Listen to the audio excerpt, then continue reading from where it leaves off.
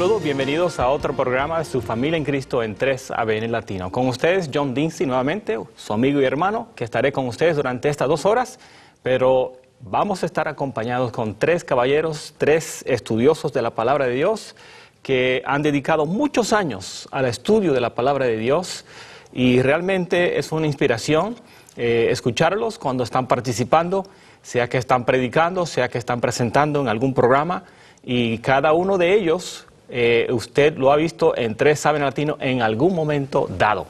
Esperamos que usted está preparado para participar, porque usted va a tener la oportunidad de enviar su pregunta.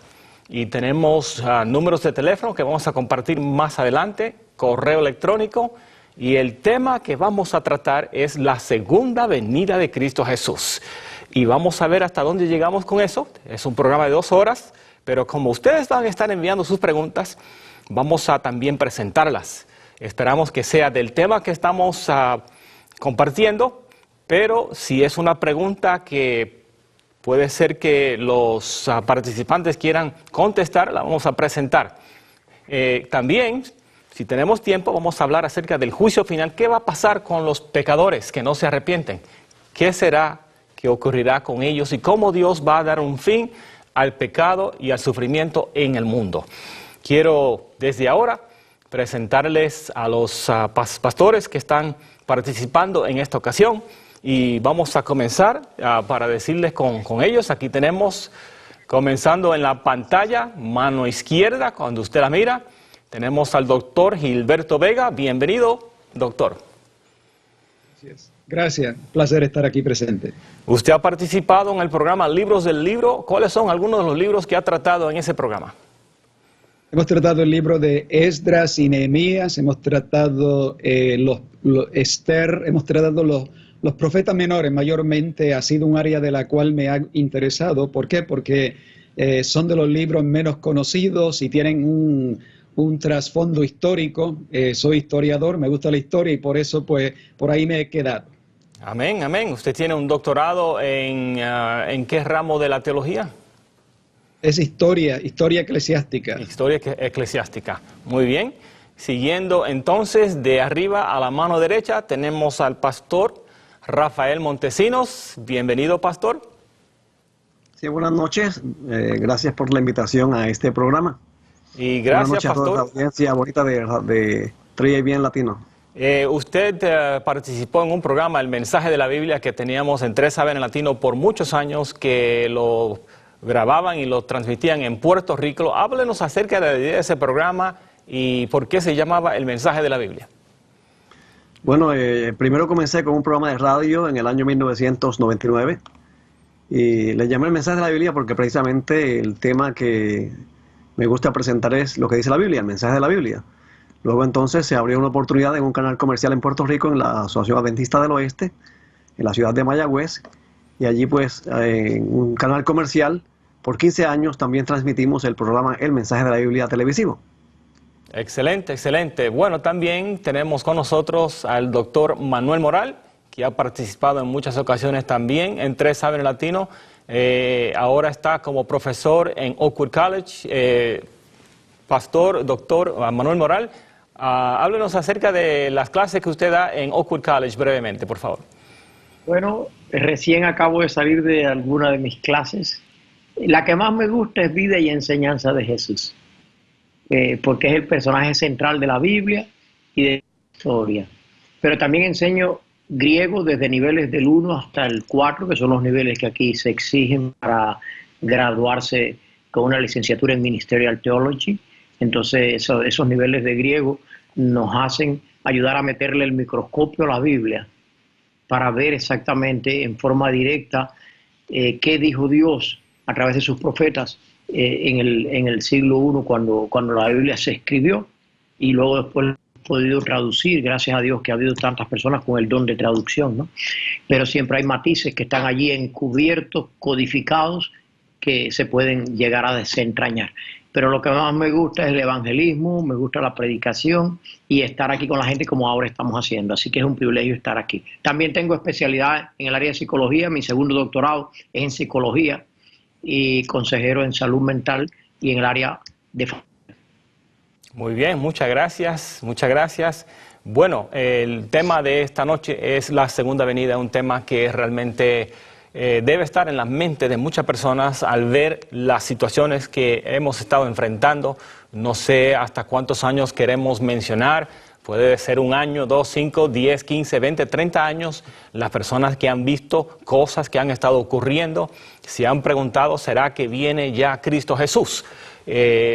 Podemos comenzar, vamos a decir, en el año 2000, cuando la gente pensaba que ya, bueno, cuando el año 2000 será el fin, porque son 2000 años. Así, diferentes cosas que han ocurrido, guerras que han ocurrido, problemas económicos, enfermedades. Recientemente podemos hablar de la pandemia que tenemos, el coronavirus COVID-19. Hemos visto SARS, hemos visto H1N1, hemos visto SIDA, diferentes enfermedades que realmente son un gran desafío para la sociedad. En todas estas cosas, las personas se están preguntando, ¿será que Cristo viene pronto? Entonces también hay personas preguntándose acerca de, cada vez que ocurre algo, la marca de la bestia. Recientemente vi a alguien que habló de la marca de la bestia y dijeron que la coronavirus es la marca de la bestia. Y cuando me puse a escuchar lo que estaban diciendo, me sorprendí que estaban calculando los números como lo hicieron, porque realmente la marca de la bestia es mucho más que encontrar los números 666. Hay características que la Biblia menciona y es muy importante conocer qué dice la palabra de Dios y cómo interpretar estas cosas de tal manera que tenemos un mensaje sólido, un mensaje bíblico y un mensaje que presenta el mensaje de la palabra de Dios. Antes de continuar, queremos acercarnos a Dios en oración y pedimos que ustedes nos acompañen. Oremos. Amante Padre que estás en los cielos, te agradecemos, Señor, por estos caballeros, estos hombres que han dedicado muchos años al estudio de tu santa palabra. Pero, Señor, sabemos que necesitamos a tu Espíritu Santo.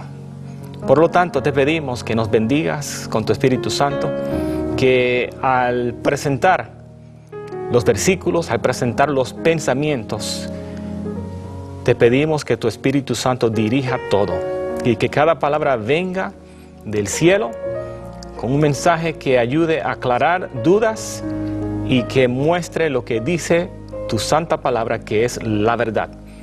Te pedimos sabiduría del cielo y te rogamos que todos aquellos que nos acompañan serán bendecidos.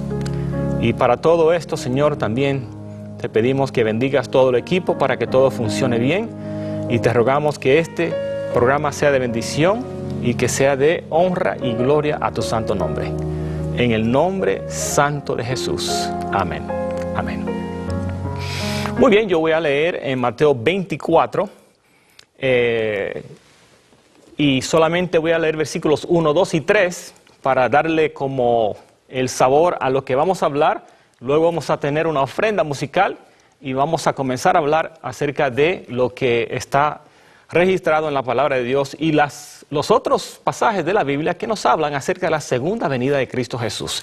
En Mateo 24, versículos 1, 2 y 3, tenemos las siguientes palabras. Dice: cuando Jesús salió del templo y se iba, se acercaron sus discípulos para mostrarle los edificios del templo. Respondiendo él, les dijo: ¿veis todo esto? De cierto os digo que no quedará aquí piedra sobre piedra que no sea derribada. Y estando él sentado en el monte de los olivos, los discípulos se le acercaron aparte, diciendo: dinos, ¿cuándo serán estas cosas? ¿Y qué señal habrá de tu venida y del fin del siglo? En otras versiones dice: y del fin del mundo. Quiero ahora compartir la información de contacto para que usted pueda participar enviando sus preguntas. Y el número de teléfono que puede llamar es el 618-627-7021. 618-627-7021. 1-618-627-7021. También tenemos WhatsApp, así que muchos prefieren hacerlo de esa manera. El número WhatsApp es el 1-618 1-618-218-3936. Repito, el WhatsApp es 1-618-218-3936. Una vez más, más 1-618-218-3936 por WhatsApp. Por favor, envíe su mensaje por escrito. Será más fácil para nosotros atenderlo. También podemos recibir su correo electrónico, que preferible también es el correo electrónico latino@3abn.tv. latino@3abn.tv. Una vez más, latino@3abn.tv. Esos son los medios por el cual usted se puede comunicar con nosotros. Me imagino que uno de esos debe funcionar para usted y esperamos que usted pueda participar. Muy bien, vamos entonces al tema que es la segunda venida de Cristo Jesús. Cristo vino ya la primera vez. Quisiera preguntar esto a los caballeros. Tenemos con nosotros nuevamente, si usted acaba de sintonizar, al pastor Dr. Gilberto Vega, al pastor Rafael Montesinos, Dr. Manuel Moral. Cristo viene la segunda vez, pero ya vino la primera vez. Algunos lo están esperando que venga la primera vez, específicamente los judíos. ¿Qué significa para ustedes cuando escuchamos Cristo vino la primera vez? ¿Para qué vino la primera vez? Bueno, si puedo comenzar con un comentario, pues Cristo vino la primera vez porque el plan de Dios se había distorsionado. Dios había creado el planeta Tierra para que fuera una extensión del cielo. Dios se encanta crear y compartir con el universo. Y acababa de crear el planeta Tierra, Adán y Eva, la historia es muy conocida. Sin embargo, vino un enemigo, aquel que era el adversario, Satanás, y confundió, engañó, tergiversó, cambió, alteró el plan de Dios. Sin embargo, ya Dios estaba preparado, Dios había hecho provisiones para eso, ¿no? Y desde tiempo que desconocido, antes de crear el mundo, dice la palabra, que ya se había cuajado un plan. Y el plan sería de que si el hombre caía en el pecado, alguien de la Trinidad, de la divinidad, vendría a rescatar al hombre, ¿no? Y ese fue Cristo Jesús, y Cristo vino entonces en una misión de rescate. Amén. El Hijo del Hombre vino a buscar y a salvar lo que se había perdido, y efectivamente venía para, una vez más, reconciliar al hombre, a la raza humana, con la familia celestial que habían sido separados. Dice Isaías 59 que el pecado trae separación entre Dios y nosotros, y efectivamente la raza humana, nosotros estábamos totalmente separados, y no solamente separados, vivíamos sin esperanza. El único medio de salvación, nos habíamos desconectado de ese que era Dios, y ahora Cristo misericordiosamente, movido por amor y por su gracia, decidió venir aquí a la tierra por primera vez a buscar y a salvar lo que se había perdido. Amén, amén. Muchas gracias. No sé si algunos... Sí, adelante. Hay un elemento importantísimo también con relación a la primera venida de Cristo. En el libro de Romanos, capítulo 8, versículo 7, dice que la intención de la carne es enemistad contra Dios, porque no se sujeta a la ley de Dios ni tampoco puede. Cuando Adán y Eva fueron creados, ellos podían cumplir con los requerimientos de la ley libremente, sin ningún problema. Una vez que el pecado entra en el mundo, nos incapacitó. Y a partir de ese momento, dice Romanos 8:7, que no podemos cumplir la ley de Dios. Así que el hombre, por su propio poder, por sus propios méritos, por su propia obediencia, no podía alcanzar la reconciliación. Un estatus de justo delante de Dios como el que tenía Adán antes de la caída. Así que entonces Cristo, según Hebreos 9:14, mediante la agencia del Espíritu Santo, se ofreció a sí mismo para tomar nuestro lugar. Y en Romanos capítulo 5, 18 y 19 dice que Él, donde Adán fracasó, Él triunfó. Donde Adán desobedeció, Él obedeció. De modo que nosotros pudiéramos ser justificados por la fe. Amén. Así que Cristo vino por primera vez a proveer la obediencia perfecta, inmaculada, que el hombre no podía ofrecer, de modo que el hombre pudiera aceptarla por la fe y así ser reconciliado con Dios por la muerte y la vida de Cristo. Muy bien, muchas gracias. Entonces, el pastor Manuel Moral, adelante. Me gustaría decir algo, agradezco mucho lo que los colegas muy acertadamente usando la Biblia han dicho. Sería bueno destacar también que Cristo nos reconcilia haciendo una propiciación. Es decir, que Él tomó todo el pecado nuestro, como dice Isaías 53, cargó en Él el pecado de todos nosotros. Entonces, se dice que un paso importante para comprender lo que sucedió en la cruz del Calvario y en la primera venida de Cristo es comprender la gravedad del pecado. Algo que el mundo cristiano hoy en día, ya en el siglo XII, hubo una discusión entre dos grandes teólogos, Anselmo y Abelardo. Y Anselmo decía, todavía no se ha comprendido la gravedad del pecado. Ese es el primer paso para ir a Cristo, comprender lo que el pecado causó en nosotros, nos quitó la imagen de Dios, nos humilló, nos deterioró, nos dejó no solo ya desde aspectos morales y espirituales enajenados, dice la Biblia, despertó incluso la ira de Dios no hacia el pecador, sino hacia el pecado. Y como tal, todo eso Cristo lo soluciona en la cruz, incluyendo lo que ya los compañeros y colegas muy bien han destacado. Toda la eternidad no bastará para realizarlo. Ahora, Abelardo destacó el amor de la cruz. Y qué bueno fuera lo que ellos no hicieron en ese tiempo, que casi perdieron la amistad entre Anselmo y Abelardo. Pero uniendo esas dos cosas, la gravedad del pecado y el gran amor de Dios, tenemos el lado objetivo y el lado subjetivo que le llamamos, y estaremos toda una vida estudiando cómo Jesús ocupa nuestro lugar, y hoy nosotros podemos tener acceso a la justicia de Él. Así como Él tomó nuestro pecado, nosotros podemos tomar su justicia, como muy bien ha dicho alguno de los compañeros, por esa fe, y en ese sentido quedamos justificados, es decir, volvemos de nuevo a la reconciliación y a la buena relación con Dios a través de la fe. Muchísimas gracias por la oportunidad. Muchas gracias, gracias. Es que la paga del pecado es muerte, según Romanos 6:23. La paga del pecado es muerte, y si el hombre pagaba ese precio, que lo podía pagar, se quedaba muerto por la eternidad. No tenía poder para volver a vivir otra vez, porque la paga del pecado es muerte. Así que Cristo pagó el precio, pagó la deuda por nosotros. Amén. Y nos reconcilió, nos redimió al pagar nuestra deuda, de modo que nosotros podíamos ser justificados y vivir para siempre. Nos mató en su cuerpo, nos resucitó en su cuerpo y nos glorificó en su cuerpo. Cristo es redención, justificación, santificación, redención, glorificación para nosotros hoy en el presente por la fe. Y es lo grande del Evangelio. Para eso vino Cristo, para redimirnos y llevarnos de vuelta a Dios, del paraíso perdido al paraíso restaurado. Excelente, muchas gracias. Amén. También vi al doctor Vega con su mano. Adelante, por favor. Sí, así que 2000 años atrás hubo un evento realmente de impacto universal. En el cielo hubo una ceremonia, Cristo abandonó los atrios celestiales para venir aquí a este pequeño, renegado, rebelde planeta Tierra.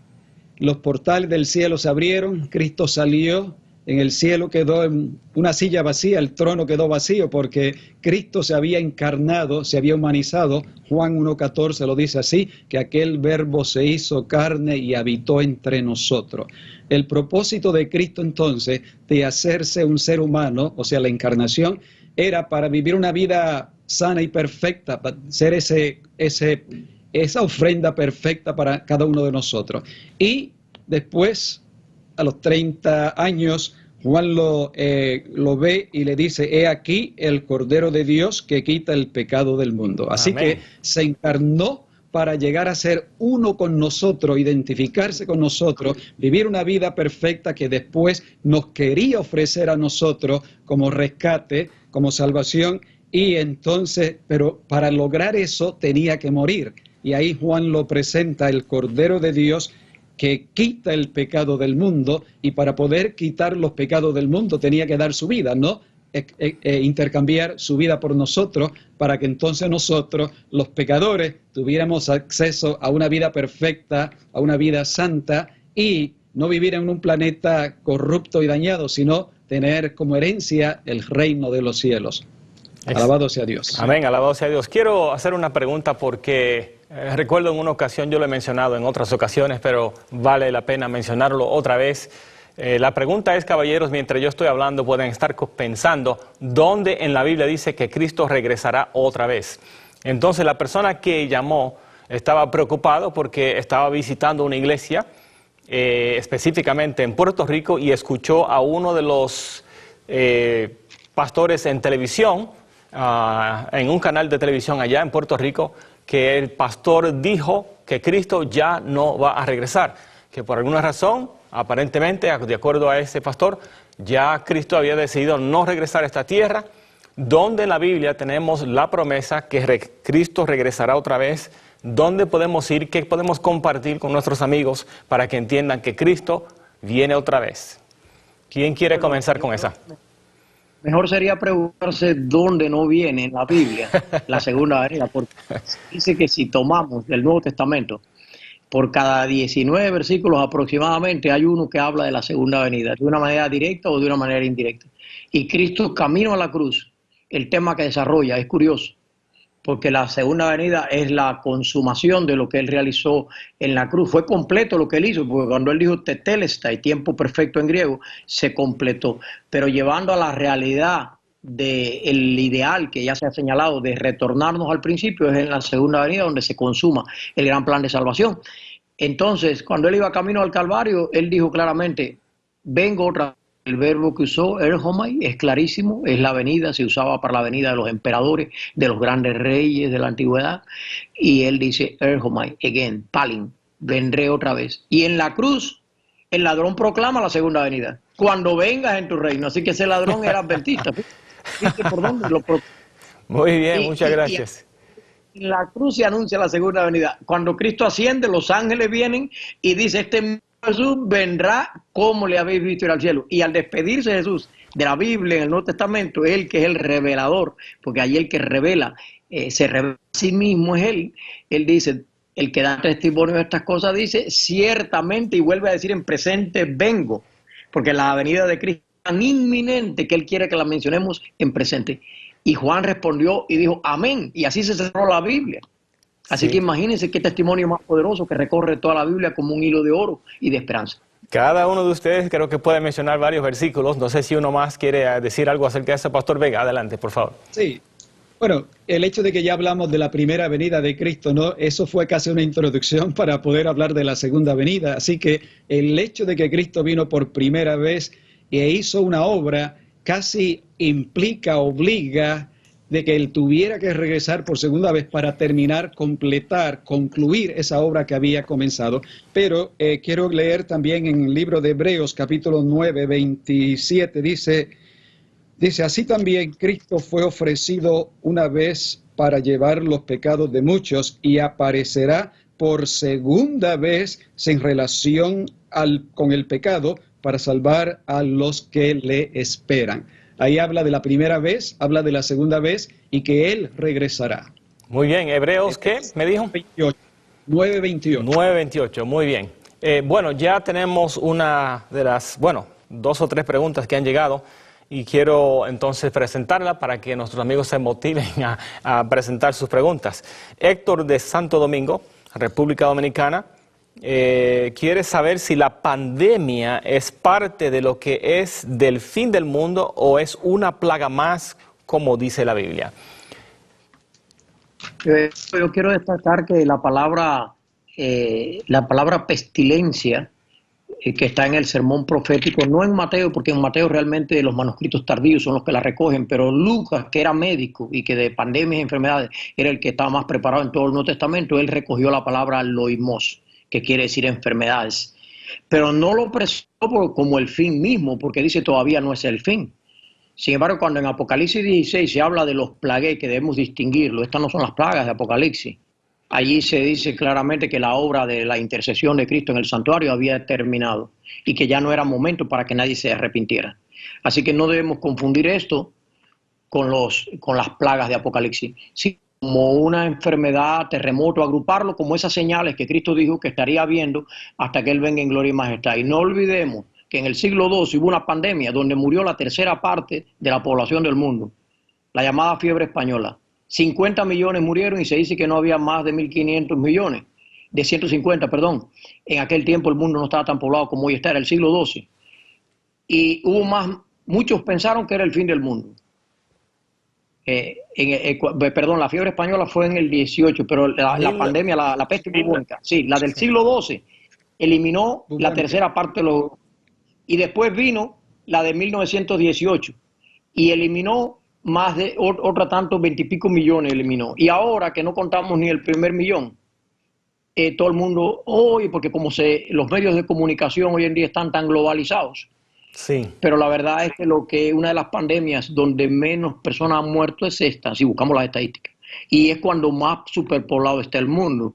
Entonces es cierto que esto es una señal de las que se mencionan en Mateo 4. Pero decir, esto es el fin del mundo, recuerden que la Biblia dice que ese es un secreto del plan de la salvación y que no sabemos el día ni la hora, solo el Señor lo sabe. Y la única señal concreta que allí viene es será predicado este evangelio y entonces vendrá el fin. Esto que estamos haciendo aquí es más señal de la segunda venida que el coronavirus. Muy Sí, bien, señor. muchas gracias, muchas gracias. Exacto. Pastor Vega, Exacto. sí, adelante. Sí, sí, en Mateo 24, como mencionó el caballero, ahí Cristo dio ciertas señales, creo que son 7 señales que son conocidas: hambre, pestilencias, terremotos, etcétera, guerras, nación contra nación.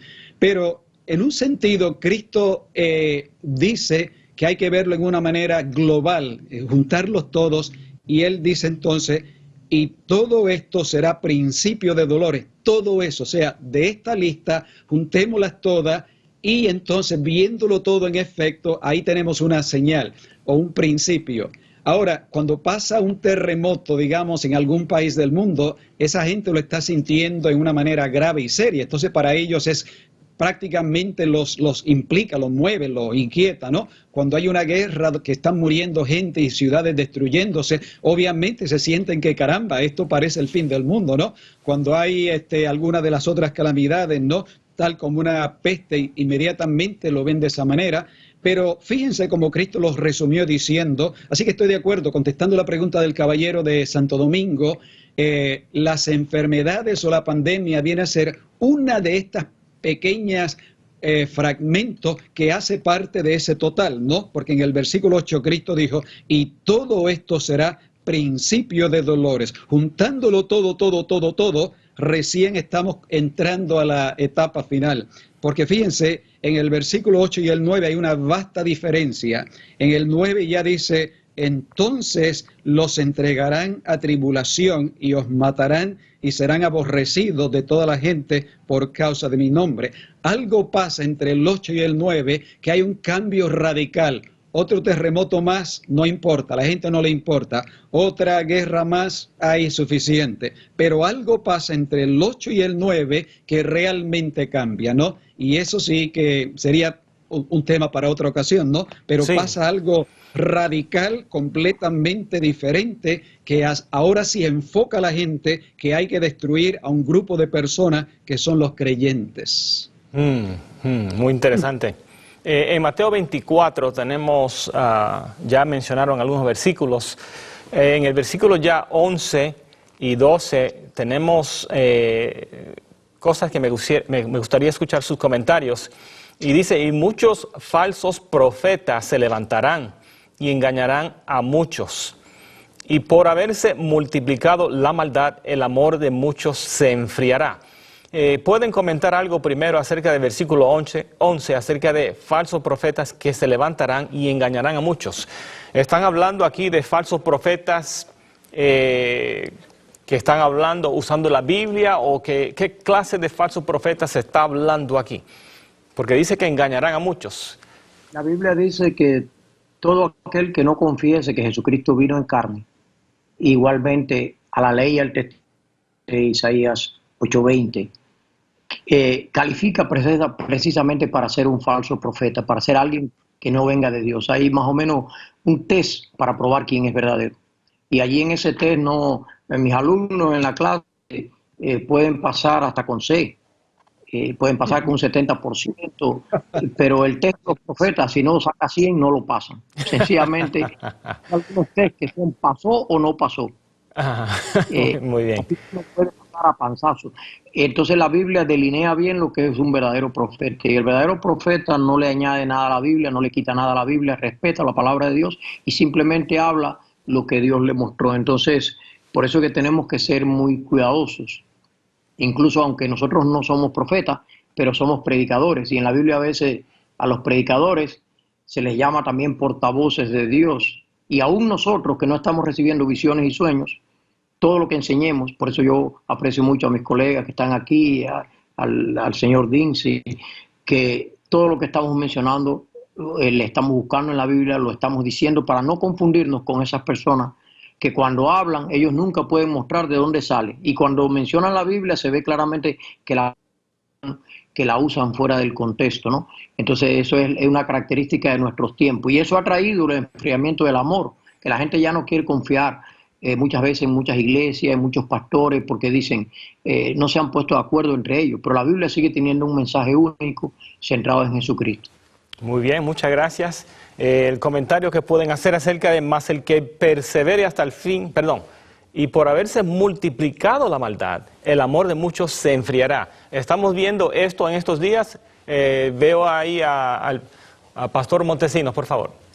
Si yo quiero hacer un comentario sobre lo de los profetas, falsos profetas, fíjese que en Apocalipsis capítulo 13, en la segunda parte, a partir del versículo 11, aparece el falso profeta. A fin del tiempo habrá una manifestación de falsa profecía. El falso profeta será su líder hegemónico. Cuando Cristo venga, muchos le dirán por segunda vez, Señor, Señor, profetizamos en tu nombre. A los cuales el Señor le dirá, apartaos de mí. Entonces nuestra Biblia dice obradores de maldad. En el texto griego dice anomían, transgresores de la ley, o sin ley. Y aquí en el versículo 12 que mencionaste también, dice, debido al aumento de la iniquidad, el amor de muchos se enfriará. Esa palabra iniquidad en griego es anomían, transgresión de la ley. Y es interesante que la ley de Dios enfatiza el amor a Dios y el amor al prójimo.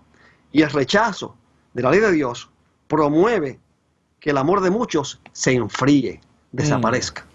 Muy bien, muchas gracias, muchas gracias. Pastor Vega, por favor.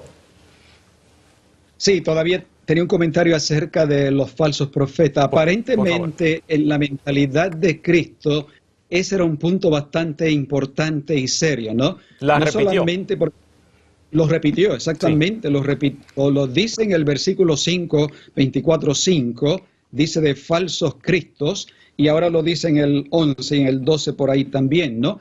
Pero si vamos al Deuteronomio, Moisés escribió y dijo que cuídense de que se podían levantar un falsos profetas dentro de Israel. Y el propósito de los falsos profetas siempre es uno y el mismo, y es de dirigir al pueblo por un mal camino. Por eso, en un sentido, podemos ir hasta más atrás, y en el cielo, Lucifer, cuando comenzó, fue un falso profeta. Él quiso dirigir a la multitud de ángeles del cielo por otro camino equivocado, y una tercera parte sí le obedeció. Moisés dice, tengan mucho cuidado, que estos profetas siempre tienen un propósito, y es de dirigir al pueblo de Dios, porque un falso profeta no va a salir afuera en la oscuridad. No, él tiene que venir a dañar donde hay luz, a confundir al pueblo que anda en la luz, en la verdad, en el camino. Y entonces Cristo dice, bueno, ahora que yo me voy, prepárense, porque van a venir una multitud de falsos. Algunos hasta van a decir que es Cristo reencarnado, o que es una segunda manifestación de Cristo. Hasta hay centros de creencia o credos completos que están diciendo de que son un mejoramiento de lo que era el cristianismo, y todo eso con un propósito de desviar y llevar al pueblo de Dios a la confusión y al error. Muy bien, muchas gracias. Tenemos aquí otra pregunta que llegó por el WhatsApp. No tengo el nombre de la persona, pero la pregunta es muy interesante. Dice, antes del nacimiento de Cristo, repito, antes del nacimiento de Cristo, ¿qué pasa con los que mueren en pecado? Está hablando de antes del nacimiento de Cristo. Cuando Cristo reconcilió en la cruz, Él lo hizo para todos, desde que en Adán pecaron hasta el último que peque. Cristo reconcilió para todos los tiempos. La venida de Cristo, la primera venida, como hablamos ya, y lo que Él hizo en la cruz, no fue nada el momento presente. Él lo hizo, por eso el tiempo verbal tetelestai, que es el tiempo perfecto que se usa en la Biblia, nada más para acciones que se completaron y que sus efectos permanecen. Entonces lo que Cristo hizo, lo hizo para todos los pecadores, desde Adán hasta el último que viva en este mundo. Por lo tanto, todo aquel que depositó fe en el Señor puede estar seguro que va a tener exactamente el mismo beneficio. No le va a dar más ventaja el haber vivido en una época o el haber vivido en la otra. Muy bien, tenemos aquí otra pregunta. Antonio de Nuevo México dice, quiero saber si en estos tiempos muchos de los primeros serán los últimos y muchos de los últimos serán los primeros. Dice, debido a que están sacando a las personas más fieles, no sé en qué sentido. Dice, ¿cómo se van a bautizar o se van a quedar fuera de la iglesia por estar en el lado de la minoría? Quiere saber si en estos tiempos muchos de los primeros serán los últimos y muchos de los últimos serán los primeros. Pueden hablar acerca del contexto de los primeros serán muchos. Se está refiriendo al versículo que Jesús mencionó acerca de lo que él acaba de mencionar. ¿Algún comentario acerca de esto?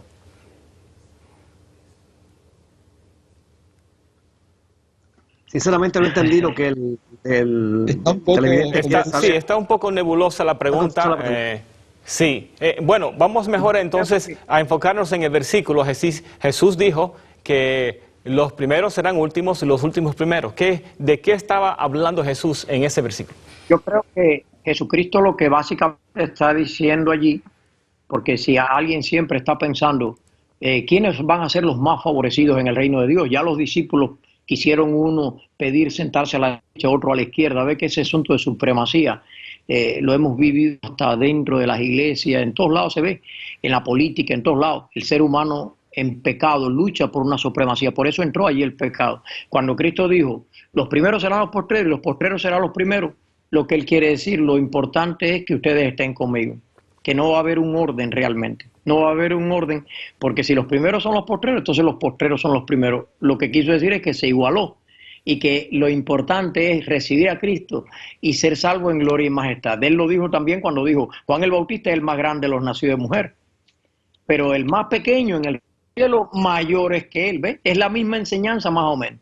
Pero todavía muchos no lo entienden y dicen, no, allá los 144,000, esos son los que van a ser los más importantes, son los únicos que van a andar con Cristo todo el tiempo. Es no entender que para Dios todos nosotros llevamos su imagen, y al mismo ladrón le dijo, estarás conmigo en el paraíso, y el que venza se va a sentar conmigo en el trono. Qué lindo, ¿verdad? Que todos vamos a tener la oportunidad de ser los seguidores de Cristo por igual. Muy bien, muchas gracias. Quiero hablar con nuestros amigos que están sintonizando en el momento. Veo que tengo dos manos. Vamos primero con Rafael Montesinos y luego con el Pastor Vega. Sí, en Mateo capítulo 20 Jesús hace una parábola del dueño de la viña que contrata obreros. Y entonces, ¿qué ocurre? Que al llegar la hora final, los que entraron últimos cobraron lo mismo que los que entraron antes. Y eso lo que quiere decir en esta parábola es que no por llevar mucho tiempo en la iglesia, vas a ganar más, vas a tener un premio diferente al que entró último. Por eso dice, los postreros serán los primeros los postreros. Y eso realmente es lo que esto significa en este contexto de esta parábola. O sea, el premio para todos es el mismo premio. Porque hay quien piensa que porque yo llevo 20 años en la iglesia, pues estoy mejor parado que tú, que llevas 6 meses en la iglesia con relación a la segunda venida de Cristo. Falso de toda falsedad. Muy bien, muchas gracias. Pastor Vega, por favor. Sí, en el tiempo de Jesús había un grupo de personas que eran reconocidos por todo el mundo, que eran los más santos, ¿no? Y por ende los que realmente serían los primeros al reino de los cielos, y esos eran los fariseos, seguidos posiblemente por los saduceos, pero también estaban los esenios, que ellos dirían, no, nosotros somos los más santos aquí, ¿no?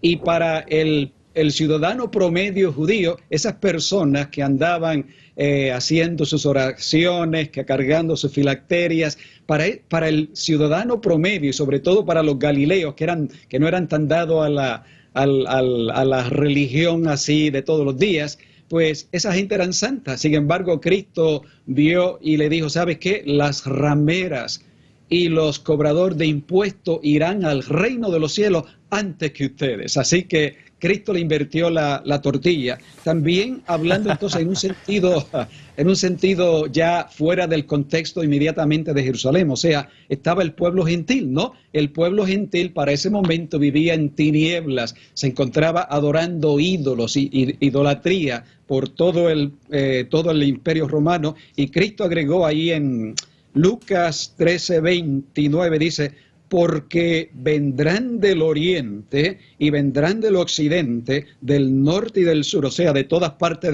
del planeta Tierra, vendrán y se sentarán a la mesa en el reino de Dios.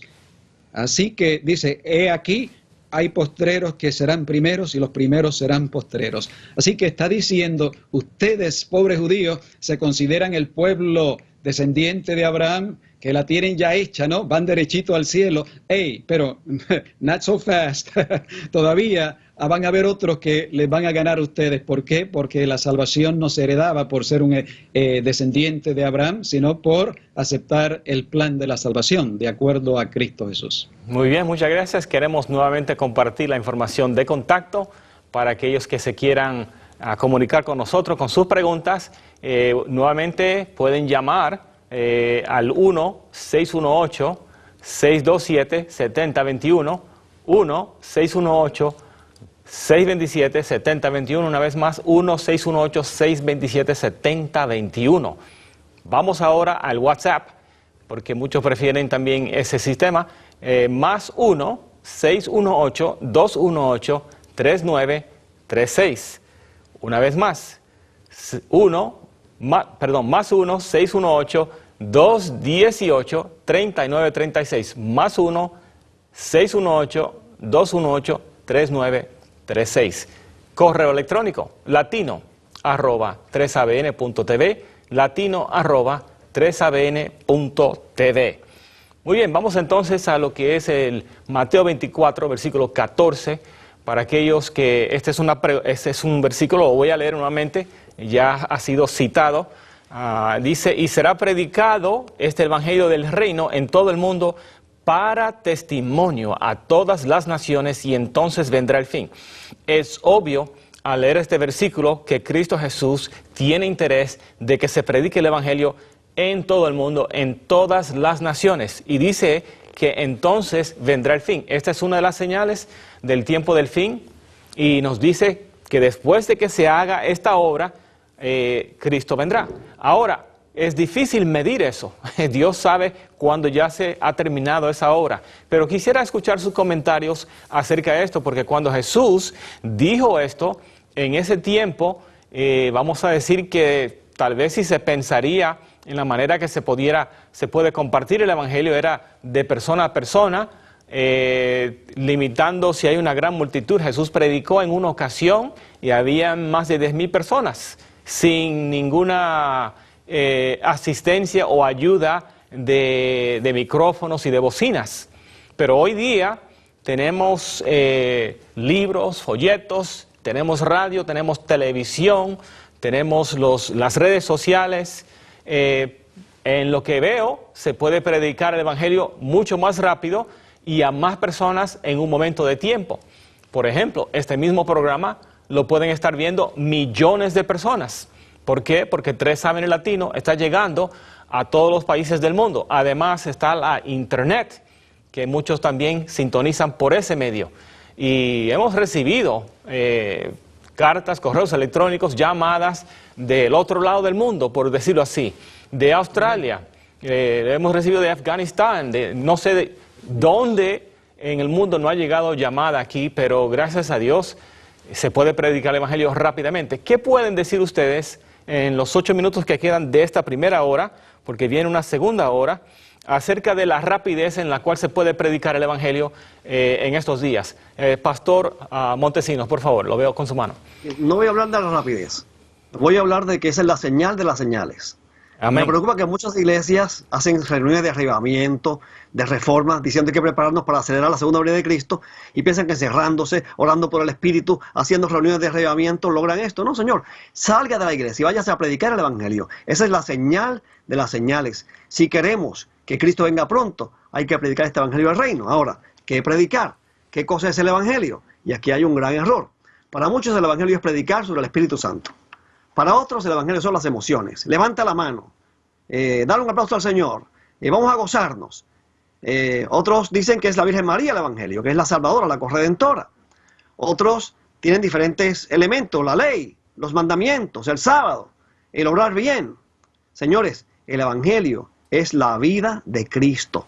Es lo que Dios hizo en Cristo para salvarnos. En el libro de Romanos, capítulo 1, y lo quiero leer aquí con ustedes rápidamente. En Romanos capítulo 1, versículos 1 al 4, el apóstol Pablo dice: Pablo, siervo de Jesucristo, llamado a ser apóstol, apartado para el Evangelio de Dios, que Él ya había prometido por medio de sus profetas en las Santas Escrituras. ¿Acerca de qué es el Evangelio? Mira el versículo 3. Acerca de su Hijo Jesucristo, que nació de la descendencia de David, según la carne, y que fue declarado Hijo de Dios con poder, conforme al Espíritu de Santidad, por la resurrección de entre los muertos, nuestro Señor Jesucristo. El Evangelio es acerca de Jesús. Es lo que Dios hizo en Cristo para reconciliarnos. Y eso es lo que tenemos que nosotros predicar a las personas. Llevar a Jesús y el plan de salvación. Y una vez que ellos acepten a Cristo, entonces le damos el resto. Como que le explicamos a la gente lo que viene después, la santificación, una vez que aceptas a Jesús. Pero mucha gente pone la carreta delante de los bueyes y quieren ganarse el cielo. Quieren predicar el Evangelio predicando obras. Si no haces esto, no puedes bautizarte. Si no haces esto, no puedes ir a la iglesia. Si no haces esto, no eres salvo. No, tú eres salvo en el momento que aceptas a Cristo como Salvador personal y aceptas el ofrecimiento que Dios te hizo a través de su Hijo Jesucristo. Muy bien, muchas gracias. Pastor Vega. Y correcto. Sí, aunque es cierto y estamos de acuerdo de que hay muchos diferentes medios hoy para predicar el Evangelio, ¿no? Que son maravillosos, ¿no? Y sin lugar a dudas, pero sin embargo, eso no nos está facilitando del todo la tarea, ¿no? ¿Por qué? Porque el enemigo sabe lo que estaba pasando y el versículo anterior prácticamente dice que por haberse multiplicado la maldad, el amor de muchos se enfriaría. O sea, Satanás está trabajando tan intensamente como nosotros estamos trabajando, o quizás más, nosotros con el propósito de predicar el Evangelio y él para suprimir, para confundir, para distraer a las comunidades, a la gente, enredarlos, confundirlos, y eso es lo que estamos viendo hoy en día, ¿no? Aunque tenemos tantos medios, pero el medio de por sí, si no hay el interés en el corazón humano, si el Espíritu Santo no ha podido despertar un interés, entonces está cayendo sobre tierra seca, ¿no? Así que ahora yo quiero agregar a lo que dijo el pastor Montesinos ahorita, de que tenemos que predicar a Cristo, pero sí tenemos que pedir por el derramamiento del Espíritu Santo, ¿no? Amén. Porque si no tenemos el derramamiento del Espíritu Santo, por más instrumentos tecnológicos que tengamos, eso no nos va a dar la ventaja. La lluvia tardía, el derramamiento del Espíritu Santo, que fue lo que tuvieron los discípulos sin ningún otro tipo de herramienta técnica, fue lo que logró que ellos pudieran abarcar todo el imperio romano en una generación. Colosenses 1:23 lo dice, ¿no? Este evangelio que ha sido predicado por todo el mundo. Así que además de predicar a Cristo, tenemos que estar rogando, pidiendo, buscando los medios para recibir el derramamiento del Espíritu Santo, para entonces la iglesia poder cumplir la obra, y es de terminar de predicar el Evangelio en toda nación, tribu, lengua y pueblo. Aparentemente hay más de lo que se ve en la superficie, esto que dice que por multiplicarse la maldad, el amor de muchos se enfriará. Los discípulos que recibieron ese mandato de ir y predicar el Evangelio sentían una urgencia, un anhelo de predicar el Evangelio, pero en estos días aparentemente, como que, lo voy a decir como dice mi esposa, la gente está apagada, está neutralizada, como que no tienen esa urgencia, no sienten ese anhelo de ver a otros entregarse a Cristo Jesús. No estoy diciendo 100%, pero la gran mayoría, como que están acostumbrados, vengo a la iglesia, ya fui a la iglesia, los veo la semana que viene. O sea, no están haciendo nada para llevar el Evangelio a otros. Así que necesitamos urgentemente que se ore, que la gente se arrepienta, aún dentro de la iglesia, para que se despierte esa urgencia, se despierte ese deseo de compartir el Evangelio con otros. Pastor Montesinos. Sí, el Evangelio es objetivo. El Evangelio se centra en Cristo. La religión de hoy en día es una religión subjetiva, se centra en el individuo. Entonces, en las iglesias hoy en día, todo se centra en la emoción, en el show, en el teatro, en reunirnos en la iglesia, a orar, a cantar, a alabar, a brincar, a saltar. Entonces, pasamos por alto lo más importante. El Evangelio es Cristo, no nosotros. Y en el libro de Efesios, capítulo 1, versículo 13, dice lo siguiente. En Él también, o sea, en Cristo, vosotros, después de escuchar el mensaje de la verdad Y él define el mensaje de la verdad como el evangelio de vuestra salvación. Y habiendo creído, porque usted cuando oye el evangelio o rechaza o cree. Y si cree, fuisteis sellados en él con el Espíritu Santo de la promesa. Tan pronto usted crea el evangelio, usted es sellado con el Espíritu Santo. La mayor parte de los cristianos no sabe eso. Y están buscando el Espíritu Santo. Cuando el Espíritu Santo mora en ellos, cuando ellos son templo del Espíritu Santo, sométase al control del Espíritu Santo. Haga de eso su primer trabajo cada día. ¿Okay? Si usted creyó en Cristo y aceptó el evangelio, usted fue sellado con el Espíritu Santo, el cual es las arras de nuestra herencia. ¿Okay? Es la garantía de nuestra herencia eterna. Fuimos sellados cuando creímos con el Espíritu Santo. Por lo tanto, es nuestro deber someternos diariamente, una vez que creemos, al control del Espíritu Santo. Y el Espíritu Santo nos convierte en testigos de Cristo. Muy bien, muchas gracias. El tiempo aparentemente se agotó para esta primera hora. Queda solamente un minuto y quiero hablar con nuestros amigos que están sintonizando. Vamos a tener una segunda hora y queremos invitarles a que participen en este programa que realmente tenemos la oportunidad de hablar con estos caballeros que han estudiado la Biblia por muchos años y pueden ayudarles con las preguntas de la Biblia que tengan. Así que queremos invitarles a que se aprovechen de esta oportunidad. No es todos los días que tenemos a estos caballeros estudiosos que realmente también tienen el deseo de ayudarles a entender la palabra de Dios y no solamente eso, para que usted también sea parte de la gran familia de Dios. Así que vamos a regresar en breve, vamos a tomar una pausa y luego vamos a regresar con este interesante tema. Mientras tanto, si usted quiere escribir o llamar para su pregunta, lo puede hacer y vamos a atenderla. La primera que llega, primera será atendida. Así que nos vemos en breve aquí en 3ABN Latino.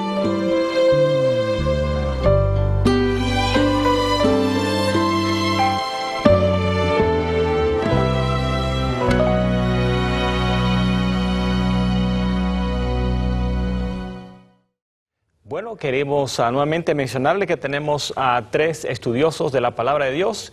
Voy a presentarlo otra vez por si acaso usted acaba de sintonizar. Tenemos con nosotros al pastor doctor Gilberto Vega, que nos acompaña en este programa.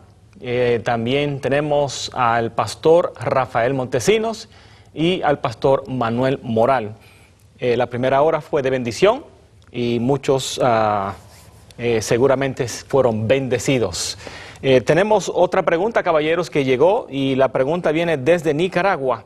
Dice, mi pregunta es, si acepté a Jesucristo en una congregación evangelista y me bauticé, si viene Jesús por segunda vez, ¿seré salva? Esa es la pregunta. Bueno, la salvación es algo que pertenece a Dios y algo que Él prometió. Y cuando se ha dicho ya que todo aquel que acepte a Jesús, todo aquel que cree en mí, dijo Jesús, no morirá eternamente. Entonces es algo que Él prometió, algo que Él garantiza nuestra salvación y debemos confiar en ella. Ahora siempre hay tiempo para crecer. Y cuando una persona a Jesús y ahora empieza a crecer y empieza a estudiar la Biblia, es bueno que esa persona piense si realmente está siguiendo el camino, porque Dios quiere que nosotros podamos ser redimidos totalmente y que la imagen de Dios se recupere plenamente. Entonces no tengamos temor, aunque estemos salvos, no tengamos temor de seguir estudiando la Biblia y ver si realmente el lugar donde estamos está armonizando con todo lo que la Biblia dice. Y si encontramos que hay algo más que aprender, ser humilde, porque una persona que ha sido salva, que tiene el Espíritu de Dios en su corazón, es una persona humilde. Dice la Biblia que tiembla ante la palabra de Dios. Es un temor de amor, de respeto. Y lo que queremos es cada día crecer más. Así que a la vez que Jesús nos garantiza la salvación, debe haber en nosotros ese deseo de crecimiento y de parecernos más a nuestro Jesús a través de su palabra. Muy bien, muchas gracias. Tenemos preguntas que han llegado también, aún antes de este programa, y tenemos que dedicar un tiempo a ellas. Una de José, quiere saber, deseo saber cuándo termina el tiempo de gracias y qué viene después de esto. Es una pregunta que puede dedicar todo el resto del programa, pero alguna respuesta breve que podemos recibir, Pastor Montesinos. El comienzo del fin del tiempo de gracia no lo sabemos. Eso es especular, decir que comienza en el 2031, comienza en el 2025. Eso es pura especulación. No sabemos cuándo comienza el tiempo de gracia, como no sabemos cuándo viene Cristo por segunda vez. Lo importante es estar preparados. Por si llegamos a ese momento, estar preparados, habiendo hecho de Cristo nuestro Salvador personal, y mantenernos dentro de los parámetros que establece la palabra de Dios. Entonces, la respuesta es que no se sabe con exactitud cuándo termina el tiempo de gracia. Sí. ¿Cuándo comienza? Dios, esa respuesta la tiene Dios, porque dice que las sazones y los tiempos, es decir, los cronos, que se refiere al tiempo que se cuenta, y los kairos, el tiempo puntual, dice que Dios los puso bajo su sola potestad, en Hechos 1, capítulo 5. Y por lo tanto nosotros, lo que se nos encomendó fue predicar el Evangelio, y dice, y entonces, ahí está la puntualización. Una vez que prediquemos el Evangelio, y Dios solo sabe cuándo es eso, vendrá el fin. Me uno a mi colega. Amén. Muy bien, aquí tenemos de Darwin. Hola hermano, muchas bendiciones, me gusta mucho la programación de 3 AM Latino. Tengo una pregunta, a veces comparto mi fe con los hermanos de otras denominaciones sobre la resurrección. Y cuando me sacan estos textos, no sé qué responder porque ellos aseguran que el alma sale del cuerpo y tengo entendido que el alma es la persona en sí. Entonces, tienen 2 versículos aquí, segunda de Pedro 1:14, que dice, sabiendo que en breve debo abandonar el cuerpo como nuestro Señor Jesucristo me ha declarado. No sé si quieren hablar acerca de este versículo primero y luego vamos al siguiente. Al pastor Montesinos creo que lo veo que quiere hablar. Adelante. Bueno, este versículo es interesante, en 2 Pedro 1:14 dice, vamos a comenzar con el versículo 12 para ubicarnos en contexto. Muy bien. Por tanto, siempre estará listo para recordaros estas cosas, aunque vosotros ya las sabéis y habéis sido confirmados en la verdad que está presente en vosotros. Y considero justo, mientras que esté en este cuerpo, estimularos recordándoos estas cosas, sabiendo que mi separación del cuerpo, dice mi Biblia, la Biblia de las Américas, de la separación de mi cuerpo terrenal es inminente, y aquí es que comienza el error. Cuando yo vi este versículo en esta versión, me fui inmediatamente al texto griego. La palabra apotesis tú, la frase apotesis tú, skenomatos, mu, significa dejando a un lado el tabernáculo o la tienda mía. Es muy diferente. O sea, el apóstol Pablo está hablando de una partida. Él ve la muerte como que yo dejo este lugar para irme a otro lugar. Es lo que entonces mucha gente piensa que esta partida es una partida consciente. Y es importante que entendamos nosotros qué ocurre cuando morimos. ¿Qué ocurre cuando morimos? El espíritu va a Dios que lo dio y el polvo vuelve a la tierra. ¿Qué pasa con el alma, con el ser? Pues descansa, duerme, cesa, porque el alma es la unión del soplo de vida y el espíritu, según Génesis capítulo 2, versículo 7. Así que el apóstol Pedro está diciendo aquí que él sabe que él va a partir, que él tiene que irse tal y como se lo anunció Jesucristo. O sea, él va a morir. Esa expresión que él usa, que va a abandonar o va a dejar a un lado su tienda, la tienda suya, es simplemente un paralelo a las palabras de Jesús indicando que la muerte que él iba a morir, crucificado, ¿verdad? Y sabemos que Pedro murió al revés. Así que prácticamente Pedro nos está diciendo que él se va a salir del cuerpo y se va para el cielo. Eso no es lo que dice aquí. Sino que esta expresión implica prácticamente su muerte. No que se va para ningún lado. Cuando morimos, quedamos en el sepulcro. Nuestro espíritu va a Dios que lo dio en forma inconsciente. Porque si el espíritu que va a Dios cuando morimos va en forma consciente, entonces cuando vino de Dios era una entidad consciente también. Y eso es espiritismo. Eso es buena teología mormona, pero no bíblica. ¿Ok? Ese espíritu que va a Dios es una entidad inconsciente. Así que descansamos en el polvo hasta que Cristo venga, y por eso es que existe la resurrección. Si cuando nos morimos nos vamos con el Señor, ¿para qué nos va a resucitar? ¿Para qué Él va a venir? Simplemente nos espera en el cielo. ¿Se da cuenta? Un error conduce a otro error. Muy bien, muchas gracias. ¿Alguien más quiere compartir algo breve? ¿O vamos a la próxima? La muerte es algo tan real y es algo que tememos, es humano. Cuando no estamos en Cristo, lo más que se teme es la muerte, hasta el punto que casi no se quiere ni de la muerte. Ve que hoy en día la gente ya casi no quiere hacer ni funerales, y si los hace, dice, vamos a ponerle celebración, ¿ve? vamos a ponerle celebración, la cruda realidad de la muerte se sustituye por eufemismo en todas las culturas. Un eufemismo quiere decir el buen decir. Entonces todos esos términos, mi partida, el abandonar el cuerpo, como hoy en día seguimos usando cuando decimos ya descansó, cuando decimos fulano tal nos abandonó, mi abuelita ya no está con nosotros. No creo que nadie esté pensando que se fue a un viaje especial, que nos abandonó, que ahora está viviendo en otra dimensión. La gente usa eso, obsérvenlo, en el lenguaje cotidiano, la gente usa eufemismos, frases para simbolizar la muerte, porque es una realidad cruda que los seres humanos la queremos evitar, esa cruda realidad. Entonces tomar eso como un eufemismo, pero como bien ha dicho nuestro colega, la Biblia nunca habla de una dualidad, de partes que se puedan separar y vivir separadas unas de otras. Eso la Biblia jamás lo habla. Eso es contrario totalmente a la palabra de Dios. El ser humano es una unidad y todas las partes solamente integradas juntas pueden estar vivas. Y cuando una de esas partes ya no está, sencillamente es la muerte, la inconsciencia.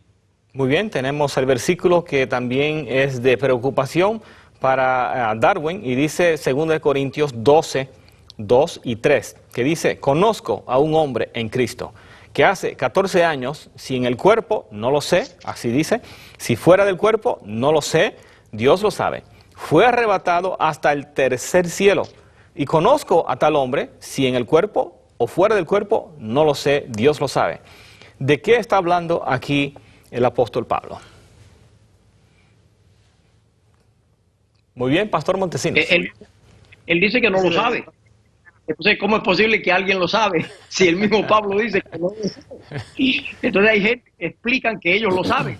Pero Pablo ahí lo que está diciendo es, mi visión me arrobó de tal manera que yo puedo contarles lo que vi. Pero si fui completo o fue nada más un estado mental, eso no lo sé. Porque lo importante es el mensaje que le está transmitiendo. Pero él no está hablando allí de partes que se separan unas de otras.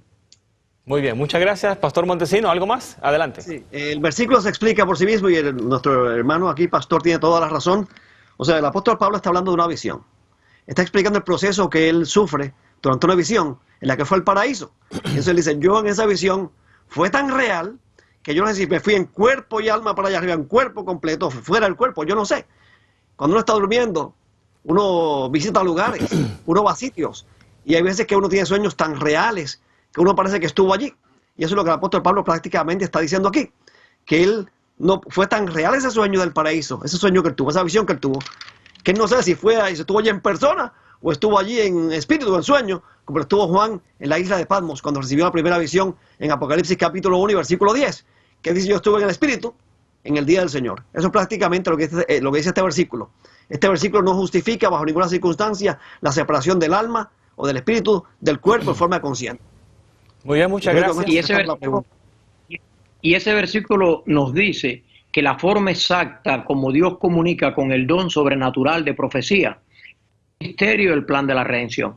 Lo que no es un misterio es el mensaje, pero la forma como Dios comunica con sus profetas es un misterio. Y como dijo el pastor Montesino, no sacarlo más allá porque él está hablando del estado de los muertos.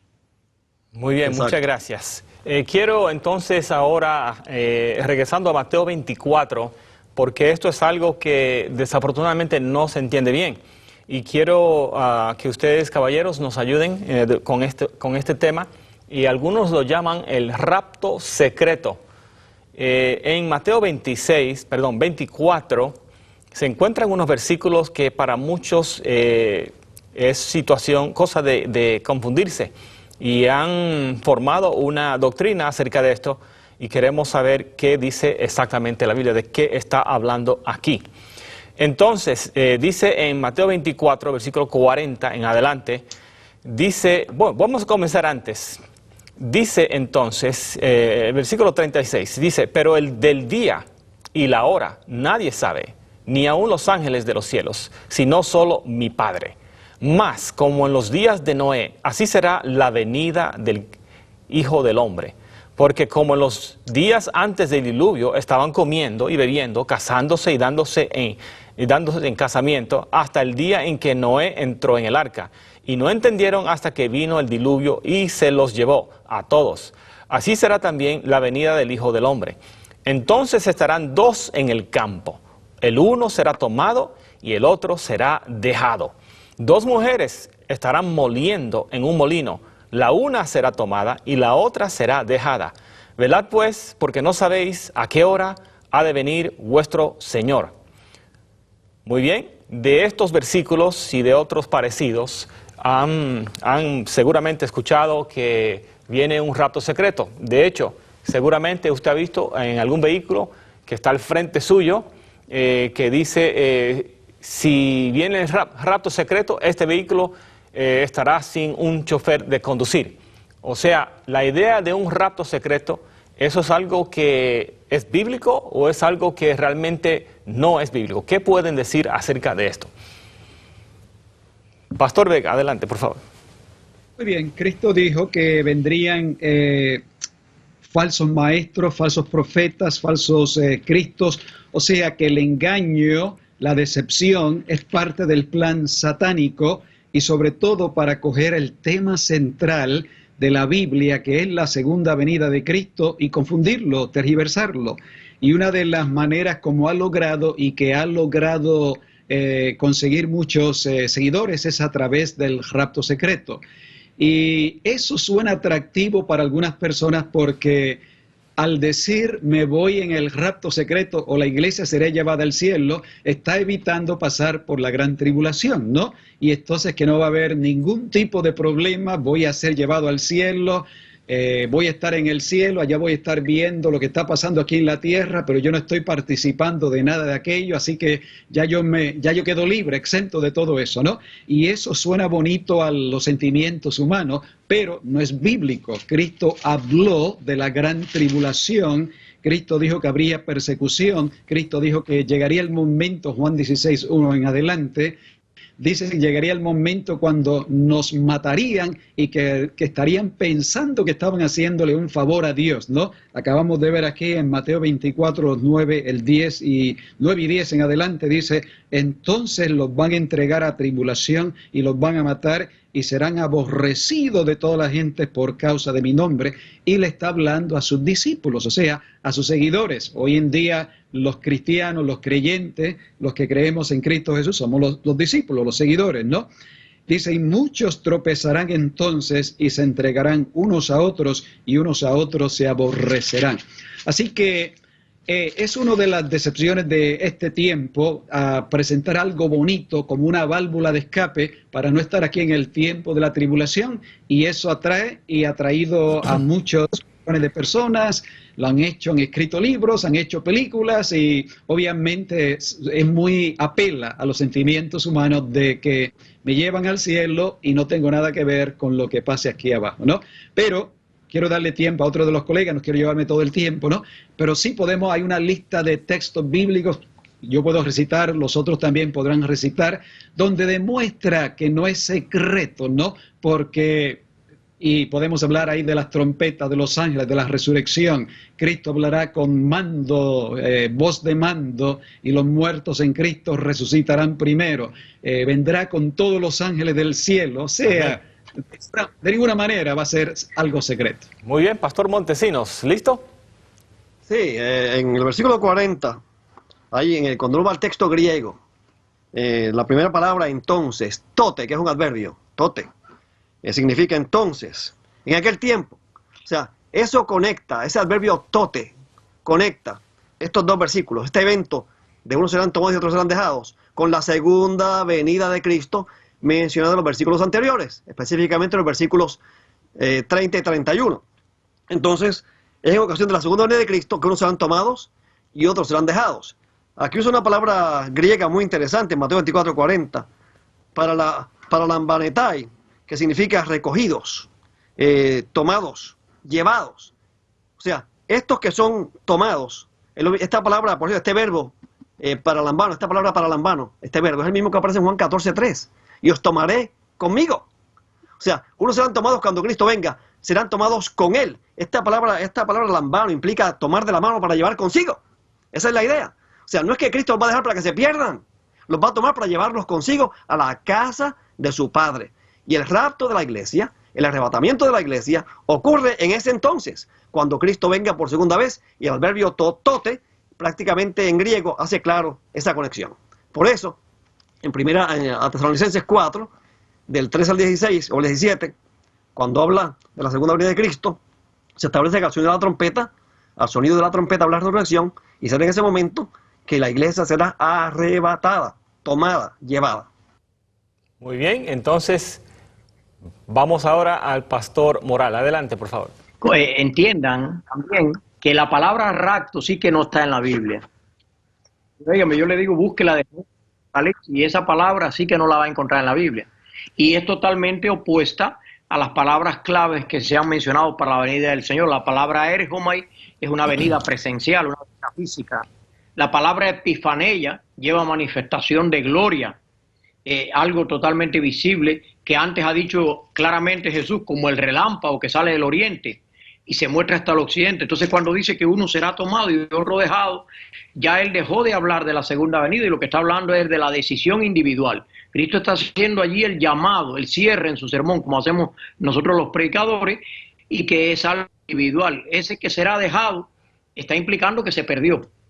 El que será tomado implica que se salvó.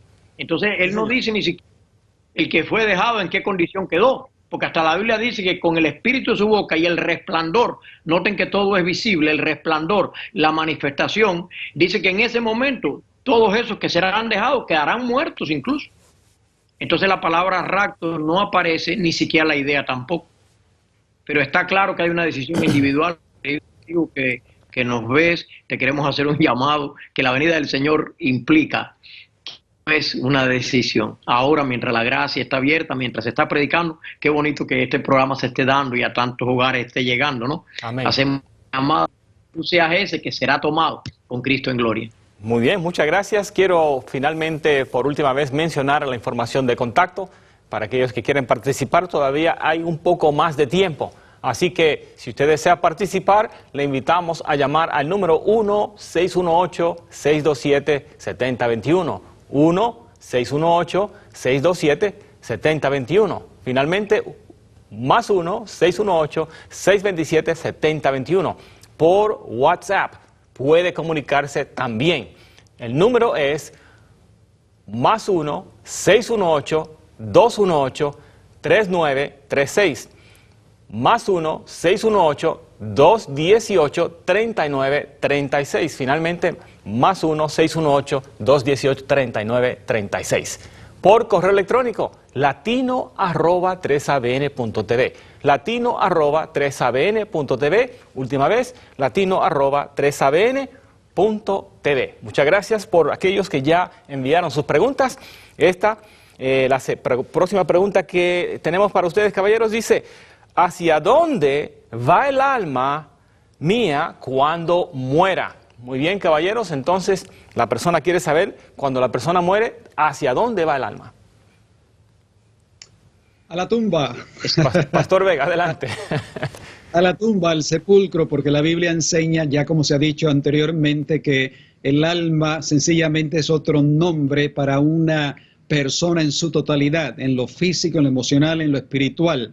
Así que hablamos de el alma. Así que el alma soy yo, es usted, es la persona que hizo la pregunta. Así que, querido amigo, ¿a dónde va el alma? De acuerdo a la Biblia, va a la tumba, al sepulcro. Ahí descansa, ahí reposa, ahí se convierte en polvo. El polvo era, polvo regresará y estará allí hasta el día de la eterna mañana, cuando Cristo venga, y si es justo, se levantará en la primera resurrección, y si no, tendrá otra resurrección posteriormente, después de los 1000 años, ¿no? Pero la respuesta sencilla es que todas las almas, cuando mueren, van a la tumba, al polvo de la tierra. Muy bien, muchas gracias. Entonces vamos rápidamente a la próxima, porque alguien mencionó la tribulación. Desde Guatemala pregunta: ¿la iglesia pasará la gran tribulación? Yo mencioné la gran tribulación porque lo menciona el libro de Apocalipsis en gran manera, es frecuente, es un tema sólido, una línea de pensamiento que se encuentra en el libro de Apocalipsis. Y por supuesto, el rapto secreto enseña que la iglesia no pasará por la gran tribulación, y como dije ahorita, por eso suena atractivo para muchas personas, ¿no?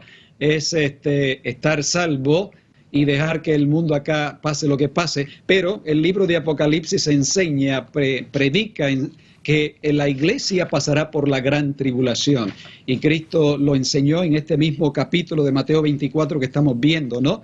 Dice el versículo 21, porque habrá entonces gran tribulación, cual no ha habido desde el principio del mundo hasta ahora, ni habrá. Efectivamente, y él está diciendo esto a los discípulos con anticipación, para que se preparen, para que no sean víctimas de los engaños, de los falsos profetas. Y en ese mismo pensamiento dice, y si aquellos días no fueren acortados, nadie sería salvo, mas por causa de los escogidos, o sea, del pueblo de Dios, de los siervos, de los discípulos, de nosotros, amén, amén, aquellos días serán acortados. Entonces, si alguien os dijere, mirad, aquí está el Cristo, o mirad, allí está, no creáis. O sea, está presentando la segunda venida de Cristo como parte de la culminación de la gran tribulación. Y le está hablando a los discípulos de que cuídense, estén pendientes, tengan bien abierta la vista, conociendo a los profetas, conociendo las enseñanzas. ¿Por qué? Porque vendrán muchos en el nombre de Cristo para confundir, para conllevar por otro camino. Y contestando la pregunta, sí, Mateo 24, 21, la iglesia pasará por la gran tribulación, pero los que estén en Cristo serán más que vencedores. Amén, muchas gracias. De Alberto viene una pregunta desde Guatemala. Dice, he escuchado predicaciones que Cristo fue crucificado el día viernes. ¿Se cumple la profecía de Jonás, que son 3 días y 3 noches, si es el viernes? Pastor Montesinos. No hay ninguna manera. No, Okay. Sigan. Adelante, Pastor Moral. Sí. No hay ninguna manera como 3 días y 3 noches literales. Si una persona va a tomar esa frase figurada de la Biblia y literalizarla, nunca le va a dar, porque un día son 24 horas y 3 días con 3 noches no le va a dar por ninguna cuenta, ni los que están diciendo que murió el miércoles, tampoco le da 3 días y 3 noches, porque de entrada el hecho de que Cristo fue crucificado a las 9 de la mañana, ya allí claramente le eliminó la posibilidad de un día completo, ya se le eliminó. Y el hecho de que resucitó al amanecer ya le eliminó la otra posibilidad de otro día completo. Entonces, para un judío, hablar de 3 días era un sistema inclusivo que con que estuvieran comprendidas partes de los 3 días ya se usaba el término. La expresión 3 noches es una expresión figurativa. Claramente en la Biblia, incluso el término para noche, cuando se va a hablar en un sentido literal, es otro. Muy bien, Pastor Montesinos, quisiera añadir algo. Me parece que él explicó muy bien la situación, contestó muy bien la pregunta. El judío veía, por ejemplo, si salía de Jerusalén un viernes a las 4 de la tarde y llegaba un domingo a las 9 de la mañana, decía que estuvo 3 días y 3 noches. En la Biblia habla de 3 días, luego de 3 días, durante 3 días y 3 noches. Son diferentes expresiones que significan prácticamente lo mismo, porque para un judío contabilizar 3 días y 3 noches no necesariamente se refería a un periodo de 24 horas o a 3 periodos de 24 horas. Como bien el pastor dijo, ellos usaban el sistema inclusivo. Salía a las 9 de la mañana, llegué el viernes y llegué el domingo a las 5 de la tarde, pues puedo decir como buen judío que me tardé 3 días y 3 noches de Jerusalén a Roma caminando o en carreta o como sea, aunque no fueron 72 horas exactas. Muy bien, muchas gracias. Esta pregunta viene desde la República Dominicana. Dice, quisiera que me aclaren estos versículos donde Jesús anuncia su muerte en Mateo y en Lucas. En Mateo capítulo 16, versículo 28, que dice, de cierto le digo que algunos de los que están aquí no morirán hasta que hayan visto el Hijo del Hombre venir en su reino. Lucas capítulo 9, 27 dice, pero en verdad le digo que algunos de los que están aquí no morirán hasta que vean el reino de Dios. ¿Quién quisiera tratar esa pregunta? Mateo 16, 28, donde dice, sí, que de cierto os digo que hoy algunos de ustedes no morirán hasta que vean al Hijo del Hombre viniendo en su reino. Y si seguimos leyendo el 17.1, dice, 6 días después, Jesús tomó a Pedro y a Jacobo y a Juan y a su hermano y los llevó aparte a un monte alto y se transfiguró delante de ellos y resplandeció su rostro como el sol y sus vestidos se hicieron blancos como la luz. En ese momento, Cristo estaba recibiendo su divinidad en una manera limitada. ¿Por qué? Porque estaba recibiendo la gloria y el poder, y sobre todo el poder que había tenido antes de la encarnación de su humanidad. Y los discípulos, 3 de ellos lo pudieron ver, que no fueron todos, pero fueron 3. Y por eso Cristo dijo, algunos de ustedes. Se refería a ese momento tan glorioso cuando Cristo fue dotado de su divinidad en presencia de aquellos 3 hombres, y ellos inmediatamente comenzaron a adorarlo, comenzaron hasta a decir, aquí tenemos que hacer aquí ciertos 3 pabellones para que se queden aquí, etcétera, etcétera. Así que se está refiriendo no a que iban a estar viviendo hasta la segunda venida de Cristo, algo que era imposible porque han pasado 2000 años, pero se estaba refiriendo a esa manifestación de su gloria, que era una mini segunda venida, y en un sentido, cuando Cristo venga, toda la humanidad podrá ver entonces a Cristo viniendo y viendo su gloria. Muy bien, muchas gracias. De Valeria de California, dice la... John, oh, muy bien, adelante, Pastor Montesinos. Antes que pasemos allá, sí. El apóstol Pedro explica eso. Esa pregunta el apóstol Pedro la contesta en 2 de Pedro capítulo 1, versículos 16 al 18. Voy a leerlo.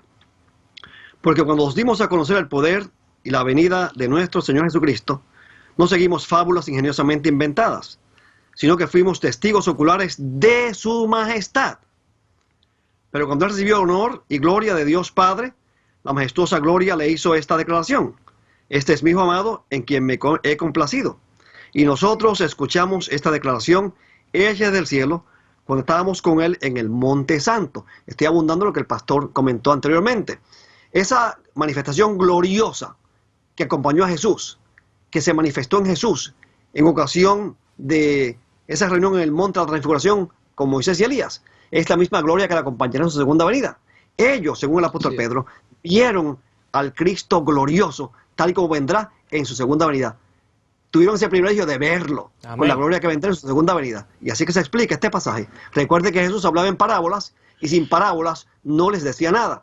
Tenemos que tener mucho cuidado en tomar esas palabras literalmente, porque no es así. Simplemente esto el apóstol Pedro lo explica como que ellos vieron su gloria y majestad en el monte, cuando estuvieron allí con Jesús en el monte, y Él se transfiguró ante ellos, y vieron su gloria y su majestad, que es la misma gloria y majestad que le acompañará en ocasión de la segunda venida. Muy bien, muchas gracias.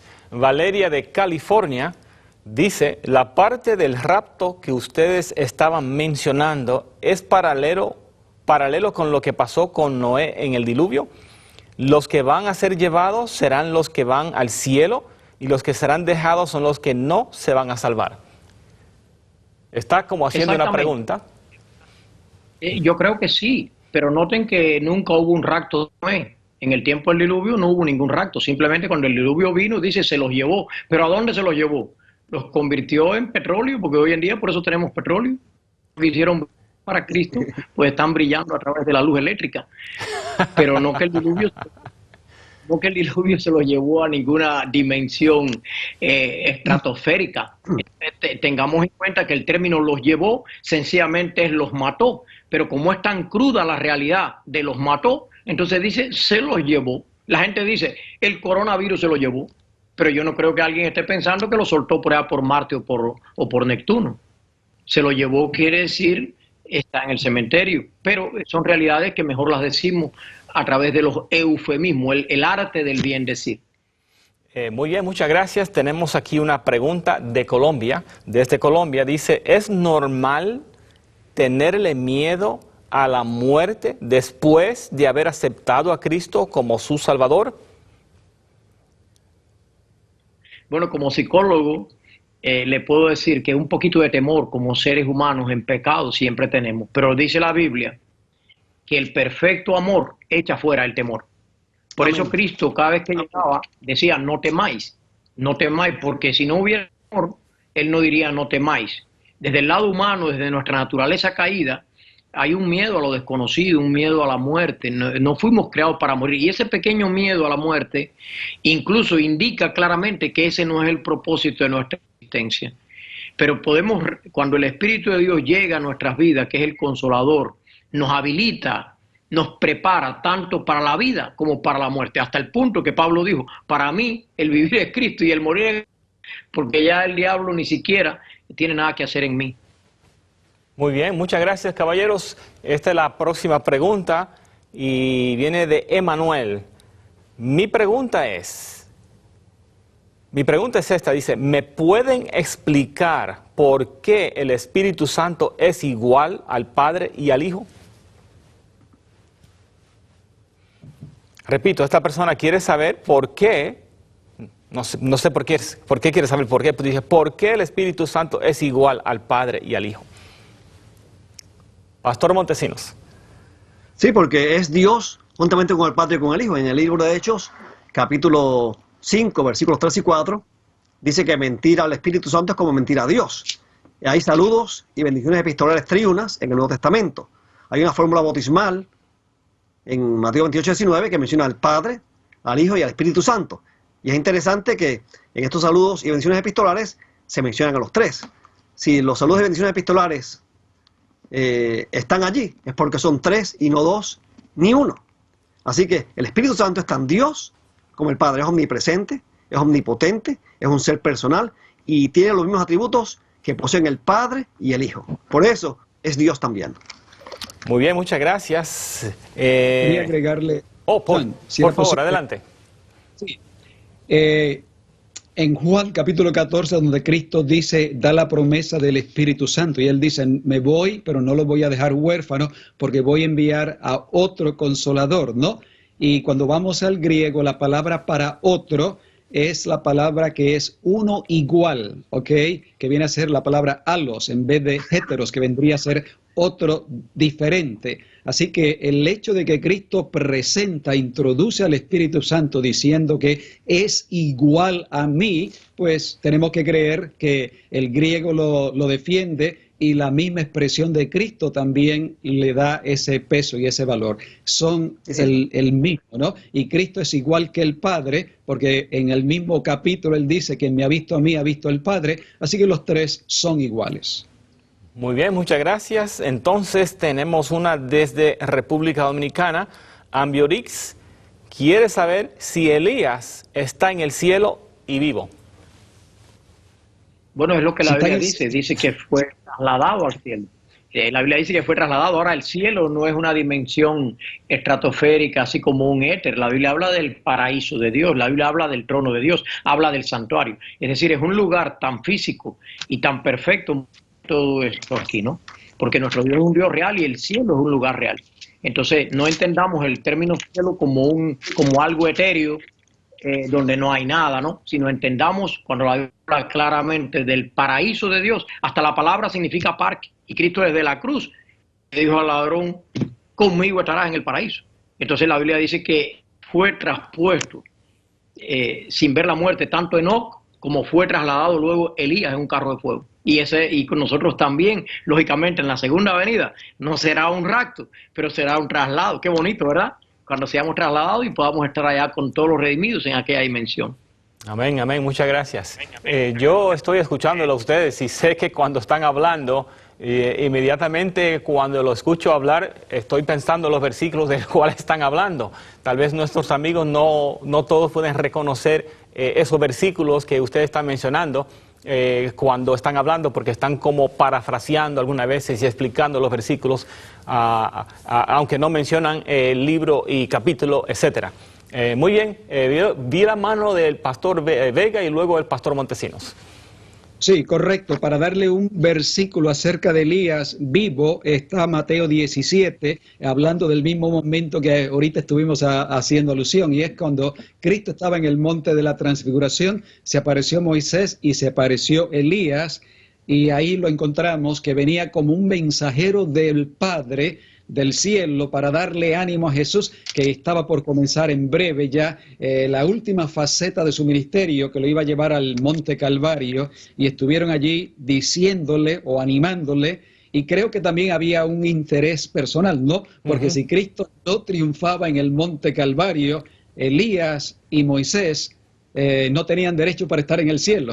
Sí, sí. Así que había algo que les motivaba también a ellos, ¿no? Así que para nuestro amigo que nos llamó de allí de Santo Domingo, Mateo 17, versículo del 1 al 4, ahí menciona a Elías por nombre, que está con Jesús en el monte de la transfiguración. Muy bien, muchas gracias. El pastor Montesinos ya está con nosotros. Lo vi que estaba buscando un libro. Aquí está. Muy bien, adelante. Estaba mirando un libro ahí rapidito. En el versículo, en Segunda Reyes capítulo 2 y versículo 1 dice: y sucedió que cuando el Señor iba a llevarse a Elías al cielo, en un torbellino, Elías venía de Gilgal con Eliseo. La Biblia establece clara y llanamente que el Señor se lo iba a llevar al cielo, no a trasladarlo a otra ciudad, como dicen por ahí algunas personas. Lo cierto es que algunos citan una carta que Elías le envió a Joram. Y lo que estas personas no entienden es que los Reyes y las Crónicas, estos libros no fueron escritos en orden alfabético. Joram fue contemporáneo de Elías también. O sea, el hecho de que aparezca en Segunda Crónica esa carta, o en Primera Crónica esa carta, o en otro libro, ¿verdad?, que aparece esta carta posteriormente, no significa que se escribió después que Elías se fue, que es lo que mucha gente cree. Entonces, por eso dicen, Elías no puede estar en el cielo, porque escribió una carta, luego que el Señor se lo llevó. Por lo tanto, concluyen que Elías fue llevado a Judá o a otro lugar. ¿Entiendes? Entonces, quiero establecer claro y llanamente que estos libros no fueron escritos específicamente los Reyes y las Crónicas en orden alfabético. Joram es mencionado como contemporáneo de Elías. Elías fue llevado al cielo. No dice ahí que fue llevado a Jerusalén, o que fue llevado a Judá, o que fue llevado a Tiro, o que fue llevado a otro pueblo, o a otra ciudad. Mira que lo fueron a buscar y no lo encontraron por ningún sitio. Eso se regó como polvo la noticia y nadie lo encontró. Elías fue llevado al cielo. Es que hay 3 cielos: el cielo estelar, el cielo atmosférico. Y entonces él fue en el cielo atmosférico, que el Señor lo elevó y se lo llevó a otro sitio y lo soltó en otro sitio. Eso no es lo que dice la Biblia. No le demos tanta vuelta a lo que establece clara y llanamente la palabra de Dios. El Señor se lo llevó al cielo. Eso es lo que dice allí y punto. Muy bien, muchas gracias. Vamos entonces a la próxima. Y esta la veo como un deseo de un clamor. Dice desde Honduras: hace unos días me he arrepentido de mis pecados y he orado para que Jesús toque mi corazón, pero por alguna razón mi mente no ha aceptado la venida de Cristo y lo que Dios ofrece a su pueblo. Y dice, y me gustaría que me dijeran qué debo hacer para fortalecer mi fe. Es una plegaria que tenemos aquí. Se arrepintió, Amén.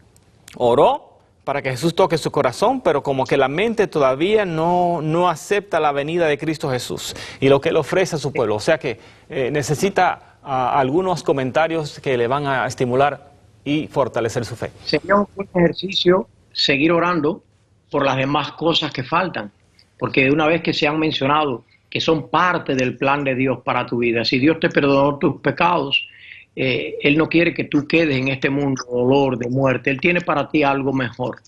El hecho de que la Biblia dice que vayamos al cielo y describa el paraíso, el trono de Dios y todo eso, que la Biblia lo describe, quiere decir incluso que estaremos allá para siempre. La Biblia dice, termina la Biblia diciendo que en este mundo donde Cristo murió, hasta el trono de Dios, la nueva Jerusalén y todo va a descender aquí, y vamos a estar aquí, y aquí va a estar también el centro del universo. Qué lindo, ¿verdad? Donde Cristo murió en la cruz del Calvario, aquí Dios va a establecer su centro.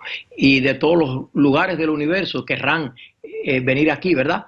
Entonces, qué bonito fuera que esta persona, yo le aconsejo que siga orando, siga estudiando especialmente aquellos pasajes que hemos dado. Y agradezco mucho a mis compañeros, y todos los pasajes se han mostrado por la Biblia, y si alguno no se ha mencionado directamente en la cita, usted lo puede buscar en una concordancia y va a ver claramente que está.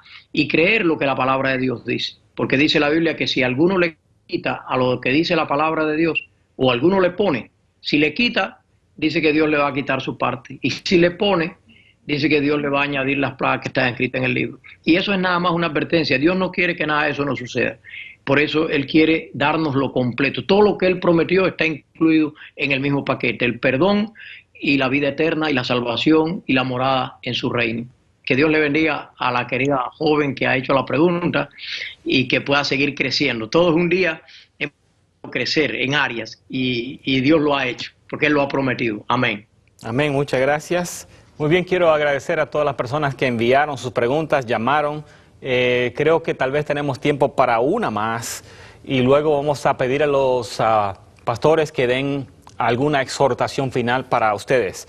Así que les vamos a pedir que sean breves con esta pregunta, pero si el Espíritu Santo nos mueve a que se hable un poco más, fantástico. Queremos que la persona entienda esto porque hay muchos que se preguntan esto. Dice, quiero saber cuál es la blasfemia contra el Espíritu Santo.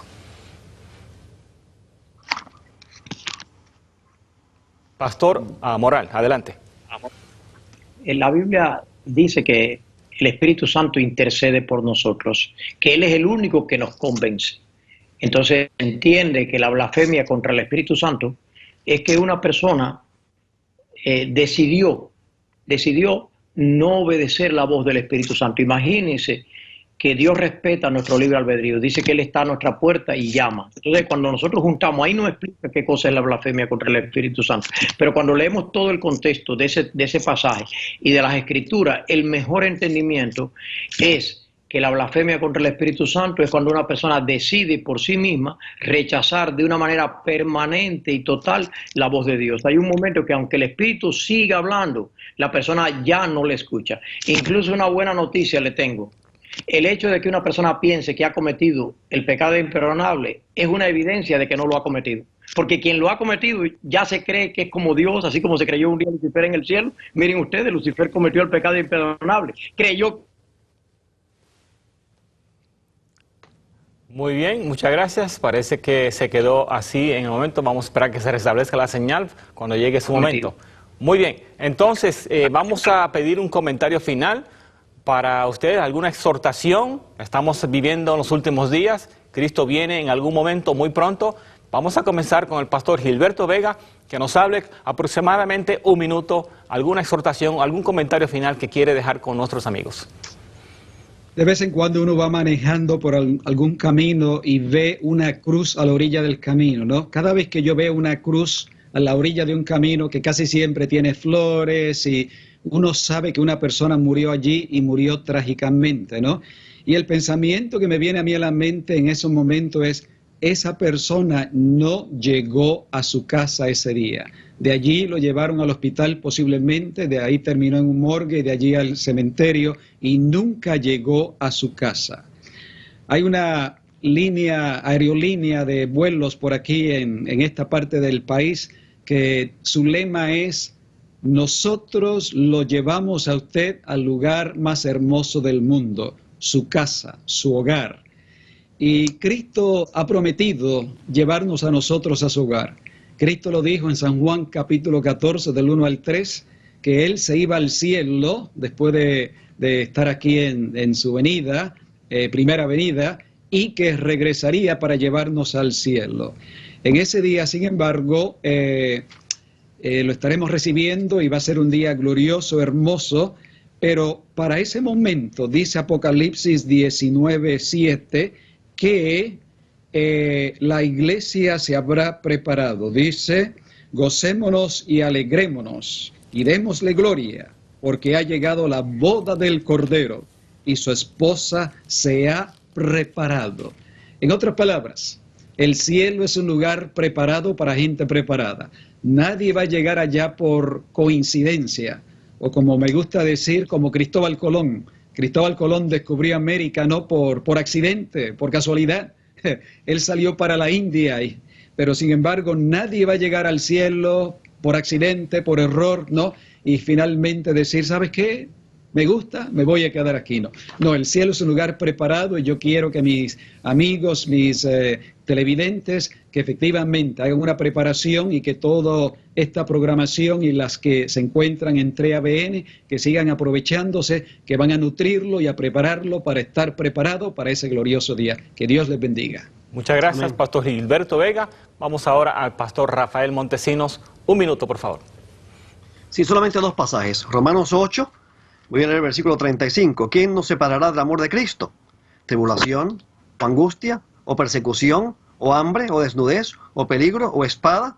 Versículos 37 y 38 y 39. Pero en estas cosas somos más que vencedores por medio de aquel que nos amó.